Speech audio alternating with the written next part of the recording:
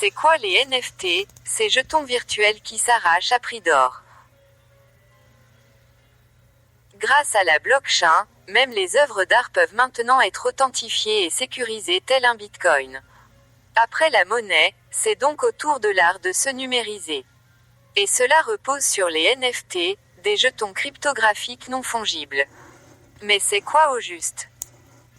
La chanteuse canadienne Grimm a mis en vente une collection numérique d'œuvres d'art, baptisée War Nymph, et remporté pas moins de 5,8 millions de dollars à l'issue de la vente.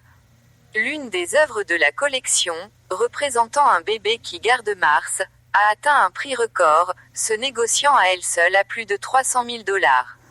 Les dites œuvres d'art sont en réalité certifiées par des NFT, pour non-fungible tokens, ou, en français, des jetons non fongibles.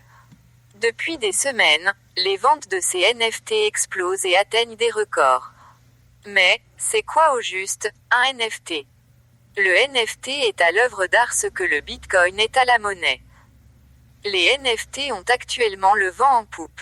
En février, le créateur de Nyan Cat vendait un exemplaire de son travail pour 580 000 dollars, tandis que le crypto-artiste Beeple négociait sa dernière œuvre, représentant Donald Trump nu allongé dans l'herbe, pour près de 6,6 millions de dollars, un record.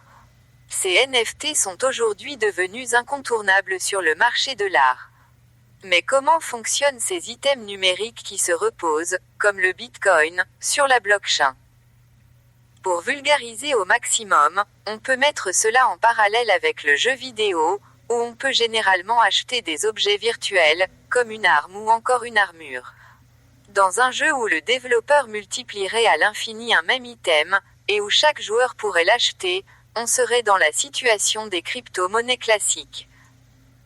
Sauf que, si le développeur de ce titre hypothétique décidait d'inclure seulement un seul de ces items pour tous les joueurs, celui-ci serait unique et, forcément, sa valeur s'envolerait en raison de la demande.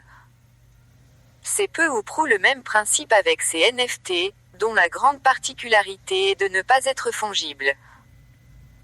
Là où un bitcoin entier pourra être échangé avec un autre bitcoin entier, et conservera la même valeur, comme lorsqu'on échange un billet de 10 € contre un autre billet de 10 €, les NFT disposent d'un identifiant unique qui les différencie les uns des autres. C'est le cas par exemple sur Sorare, une plateforme qu'on a eu l'occasion de tester. On dit alors qu'ils sont non fongibles puisqu'ils disposent d'une identité propre, comme une œuvre d'art, et ces jetons virtuels s'échangent en fonction de l'offre et de la demande. Le fait que les NFT ne soient pas fongibles, c'est aussi la raison pour laquelle ils ne montrent particulièrement adaptés au marché de l'art. La blockchain donne de la valeur à l'item numérique, un certificat d'authenticité numérique inviolable, à l'heure où la question de certifier l'authenticité des œuvres d'art fait débat.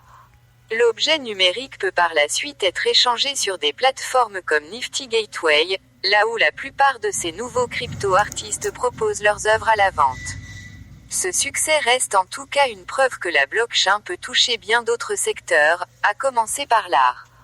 Cela remettrait en tout cas clairement en doute la pensée de Walter Benjamin, célèbre auteur de l'œuvre d'art à l'époque de sa reproductibilité technique, qui anticipait déjà la reproduction à l'infini des objets numériques, mais n'avait pas prévu l'émergence de cette technologie d'avenir.